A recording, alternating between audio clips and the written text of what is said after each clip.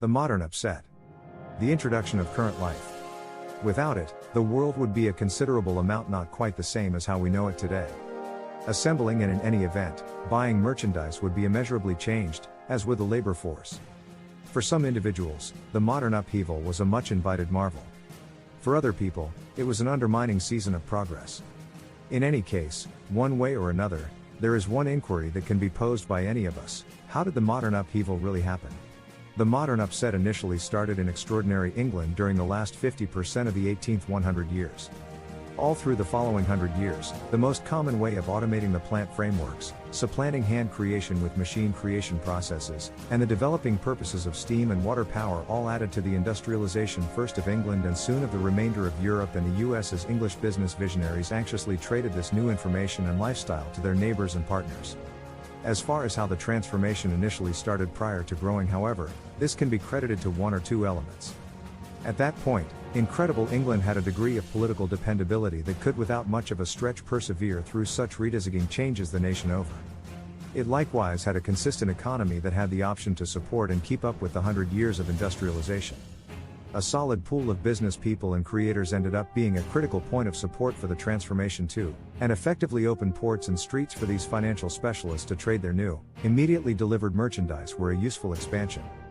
England likewise had a plenty of normal assets which, along with all the other things, created the ideal open door for this definite sort of cross-country change in accordance with occur.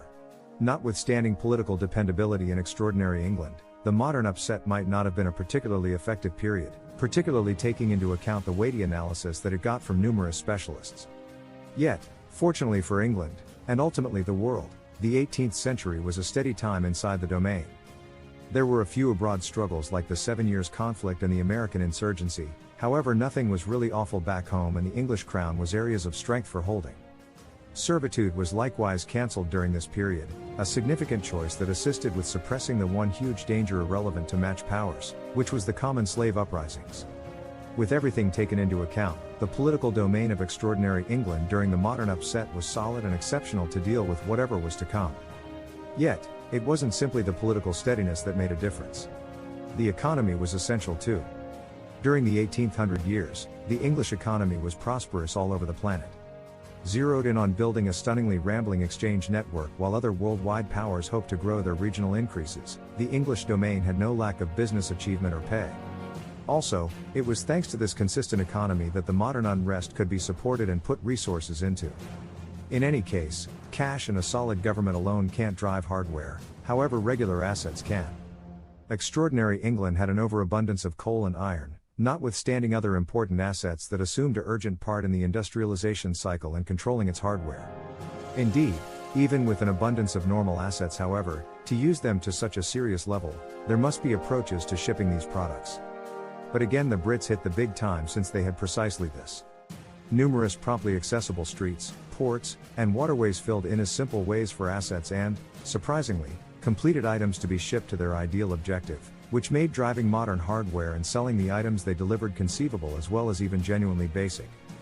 Besides, it was exclusively because of the excitement and eagerness of these individuals to share the new revelations and strategies that the industrialization cycle had the option to spread all through Europe and the previous English settlements in the US. So with that multitude of variables setting an ideal starting point for the motorization of England. For a significant length of time, incredible England had been a main maker of materials like fleece, cotton, and cloth, and the possibility of having the option to create much more, considerably quicker, was very engaging.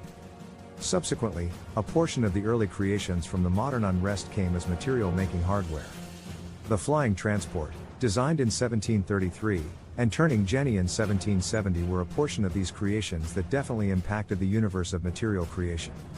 The water outline had likewise come a year preceding the turning Jenny, and the power loom would before long be made in 1785. These new machines would acquire clearing prominence in the English material industry as they had the option to diminish the utilization of labor and increment creation enormously. Yet, it wasn't simply cotton and fleece that would before long be more straightforward to deliver. Different developments, for example, the processing machine, screw cutting machine, and chamber exhausting machine all assumed significant parts in industrialization, as did the advocacy of steam power around this equivalent time. Albeit the principal steam motor had been birthed back toward the beginning of the 18th 100 years by an innovator named Thomas Newcomen, It was only after another creator, by the name of James Watt, overhauled Newcomen's plan to make a considerably more productive rendition of the motor which would require substantially less fuel, that it truly turned out to be broadly acknowledged. This by itself assisted with helping the pervasiveness of steam power, yet the genuine blast came when Watt collaborated with another man, Matthew Boulton, to add a rotating movement to the refreshed steam motor, making it conceivable to use in a plenty of ventures from paper to flour to press. What's more, iron was a critical player in the upheaval all alone. As coke, a material made through the most common way of warming coal, supplanted charcoal in the development of fashioned and pig iron, costs to create went down because of the brought down fuel cost, and makers could now involve bigger chute heaters too. Steam motors, cast iron blowing chambers, and extra changes made in the iron creation industry made it a significant piece of the industrialization of England. The steam motor currently made it simpler for excavators to all the more effectively separate bigger measures of coal, while the steam motor required coal to be filled. Everything appeared to be meeting up faultlessly, and the world in extraordinary England had all the earmarks of being opening up to a new and simpler lifestyle. In any case, this implied that different everyday issues expected to become simpler as well, not only for the labor force. For instance, in 1837, Charles Wheatstone and William Cooke licensed the primary business telecommunication framework to make significant distance correspondence simpler and more open. Transportation was modernized through the creation of steam motor trains around a similar time too, and renowned moral scholar and financial expert Adam Smith, later named the father of free enterprise, started to advance another type of economy that would make life simpler for business visionaries and the changing method for creation. A stock trade had proactively been laid out in London, and by the 1790s, the New York stock trade was conceived. And the modern upset overall was currently spreading abroad to the US and the remainder of Europe because of enthusiastic creators and business visionaries, and to the irrefutable achievement that the transformation was having on creation, transportation, correspondence, thus significantly more.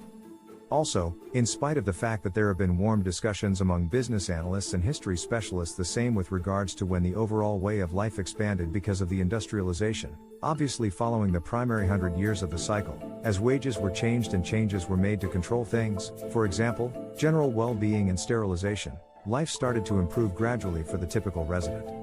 As the insurgency spread through Europe, it previously arrived at France and Belgium, not long from now advancing toward the Germanic district, then, at that point, Sweden, and then some. The US before long joined the industrialization development through the reception of English creations and the creation of their very own portion, similar to the cotton gin. As the next many years worked out, the modern upset would keep on meaningfully altering the way the world worked no matter how you look at it, and make the advanced lifestyle as far as we might be concerned today. And all of this happened because of the exceptional developments and creation shifts made in extraordinary England, prone to oblige the developing homegrown and global interest for business products. Yet, the motivation behind why it had the option to start and in the long run spread beyond the English Isles is a result of the powerful coincidence of variables that existed in 18th century England. A steady government, solid economy, a plenty of normal assets, numerous innovative and imaginative spirits, open streets and ports for the moving of products and materials, and the inevitable readiness to share these new revelations all met up to birth one of the most significant, powerful, and modernizing times of history for first incredible England and afterward the world.